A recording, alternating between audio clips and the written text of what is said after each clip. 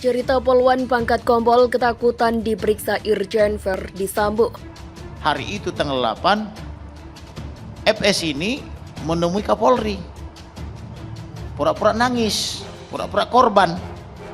Lalu staf ahli Kapolri membuat skenario. Artinya kan berarti staf ahli Kapolri tahu bahwa ini yang membunuh adalah FS dan kawan-kawan kan gitu. Makanya dibuat skenario apa yang harus dilakukan pasca terjadinya pembunuhan itu.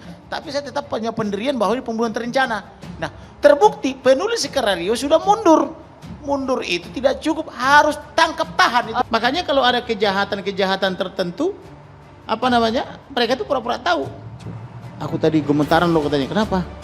Jadi suruh jenderalnya mengambil amplop gitu loh.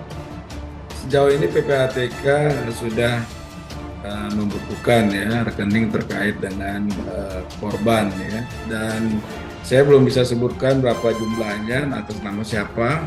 Langsung aja sebutkan namanya dan berapa jumlahnya biar transparan. Kita kan negara kita kan konstitusi mengenapkan transparan. Mungkin saya bisa menambahkannya karena saya mantan PPATK.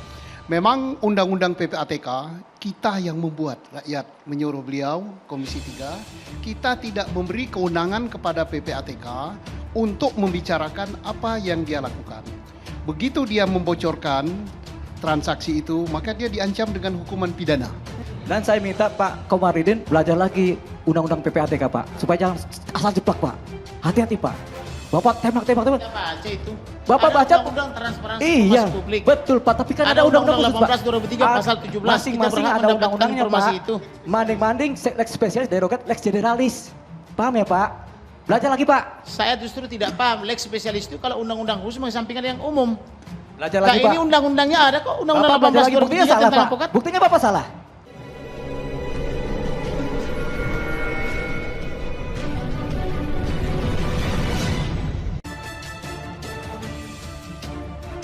Cerita poluan pangkat kompol ketakutan diperiksa Irjen Verdi Sambo yang disebut lagi mabuk. Poluan pangkat kompol ketakutan diperiksa Irjen Verdi Sambo yang disebut lagi mabuk. Kamarudin bilang Sambo yang ngefly seenaknya, lepaskan tembakan. Kabar adanya temuan uang tunai senilai 900 miliar di rumah tersangka kasus pembunuhan Brigadir Nofriansah Yosua Huta Barat atau Brigadir J, Irjen Verdi Sambo menjadi ramai. Meski telah mendapat bantahan dari Polri yang menyebut bahwa kabar tersebut tidak benar alias hoax, namun pengacara keluarga Brigadir J, Kamarudin Simanjuntak, menyebut bahwa tak mungkin kalau Mabes Polri tak mengetahui hal itu. Tak hanya itu, kata Kamarudin Simanjuntak, ia juga turut menyinggung soal transaksi gelap yang dilakukan Irjen Verdi Sambo dan perjudian, hingga peredaran sabu-sabu. Pengacara keluarga Brigadir J, bahkan di situ ada tanaman keras. Sejak Verdi Sambo jadi kaden hingga jenderal, kalau kaden itu kombes, di ruangannya itu berbagai macam koleksi minuman. Ketika memeriksa polisi-polisi yang diduga melanggar, dia, Verdi Sambo, sambil mabuk-mabukan dia, nembak sana nembak sini. Ujar Kamarudin Simanjuntak seperti dilansir dari tayangan 2 CCTV One pada Selasa. Cerita Kamarudin Simanjuntak tak hanya sampai di situ saja. Bahkan, ia juga menceritakan soal ada seorang temannya yang berprofesi sebagai kepala bank yang pernah masuk ke ruangan Irjen Verdi Sambo soal dugaan adanya uang 900 miliar.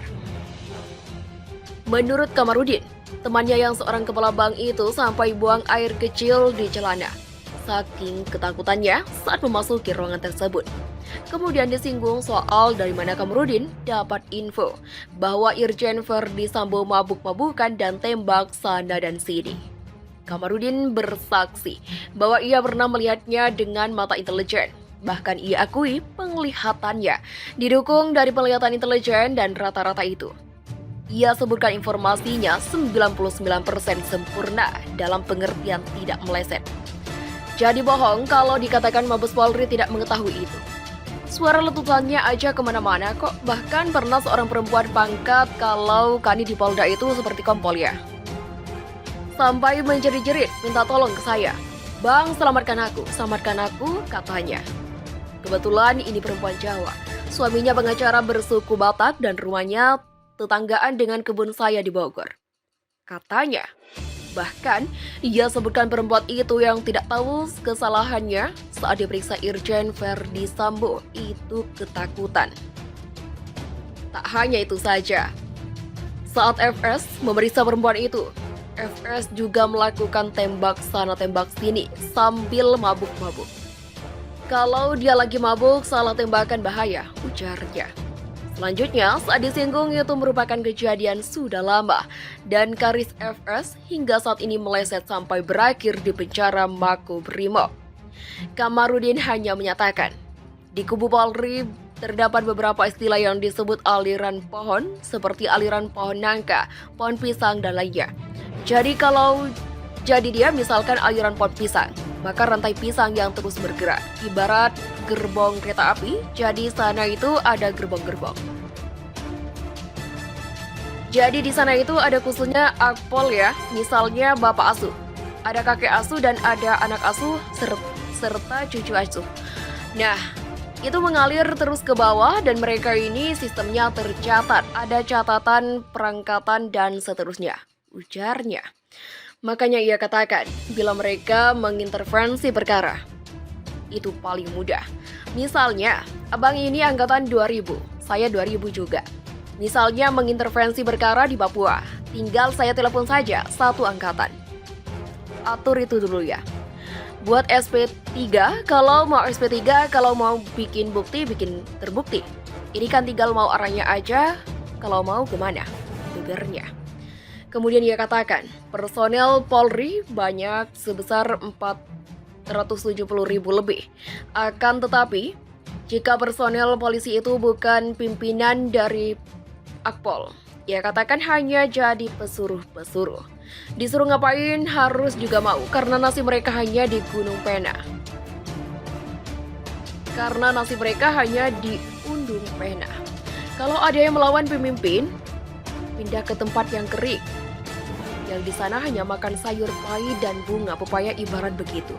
Tetapi kalau pintar cari duit untuk bos, itu disebut tanaman keras. Bisa dia sampai 20 tahun bisa kadit terus. Udah 20 tahun kadit terus, tuturnya. Selanjutnya ketika ditanya soal Kamarudin pernah menyebutkan ada uang ratusan miliar di sebuah bunker tersebut, Kamarudin katakan, ada informasi intelijen menginformasikan bahwa orang ini, Verdi Sambo, bisnis dan bisnisnya itu barang-barang haram. Bahkan ia beberkan informasi kemarin dari PPATK bahwa FS memiliki bisnis antar negara. Bahkan intelijen saya itu menginfokan barang haram itu dibawa pakai pesawat angkut ke antar negara, sebutnya. Lalu disinggung soal PPATK. Tidak ada menyebutkan bisnis tersebut sampai ke luar negeri, seperti ke Kamboja dan Filipina. Kamarudin malah menyebutkan itu soal keterbukaan. Itu kan soal keterbukaan. Ada yang coba dibilang kisi-kisinya kan begitu. Saya dapatkan informasi dari orang intelijen yang sangat dipercayai. Udah, intelijen dari berbagai negara. Itu barang dibawa ke luar negeri pakai pesawat resmi mendarat di Pondok Cabe, ujarnya. Sambungnya mengatakan, hal itu sengaja, dirinya buka karena intelijen sengaja menginformasikan kepadanya dan sengaja juga ia mendengarkan ke awak media saat mendatanginya. Intelijen saya ini menghadiri upacara 17 Agustus. Kurang hebat tidak intelijen saya ini, katanya. Kemudian disinggung intelijen yang merupakan anggota aktif pengacara keluarga Brigadir J, itu menyebutkan masih aktif. Orang dia diundang ke Istana Negara, dia intelijen dari institusi Polri. Kasnya. Lalu ditanya mengapa Kamarudin bisa menyalip Kapolri terkait informasi tersebut. Sementara Kapolri belum membeberkan soal tersebut. Jadi sebenarnya begini, saya itu kemarin banyak yang bully saya, perwira. Gara-gara kau penghasilan saya hilang, dibilangnya begitu. Jadi jangan pura-pura nggak tahu. Ada yang tahu, pura-pura nggak tahu. Ada juga yang tak tahu sama sekali yang tidak kebagian.